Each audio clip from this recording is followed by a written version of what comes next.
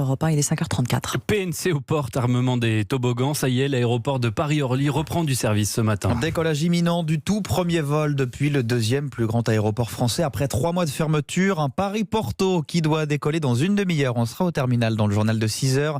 70 vols au total sont prévus aujourd'hui. C'est seulement 10% du trafic. La reprise, on le voit, sera très progressive. Aux grandes dames, quand même, des riverains de l'aéroport qui ont bien apprécié ces 3 mois de quiétude sonore. Reportage Élise Dangean.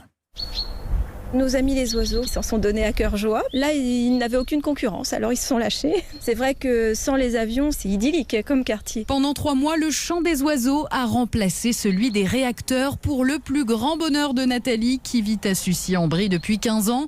Dormir 1 heure de plus, déjeuner dans le jardin sans que la conversation soit interrompue par le bruit des avions, une parenthèse à laquelle tous ici ont pris goût. Et notamment Luc Offenstein, vice-président du collectif des riverains de l'aéroport d'Orly. Cette période, on l'a vécue comme une période qu'on n'osait même pas imaginer. Je vais vous dire, c'était même pas imaginable. Ça fait des années que je me dis, on ne va pas continuer à vivre sous les avions, comme ça c'est insupportable. Une fois qu'il n'y a plus les avions, c'est plus que supportable, on est dans une belle ville. Nous, ce qu'on souhaite, c'est que ce soit plus jamais comme avant. Voilà. Avant, c'était au bas mot un avion toutes les 3 minutes, de 6h à 23h, 365 jours par an. Mais la direction d'Orly se veut rassurante, le trafic va reprendre très lentement, insuffisant pour les riverains qui rêvent de calme et de chants d'oiseaux.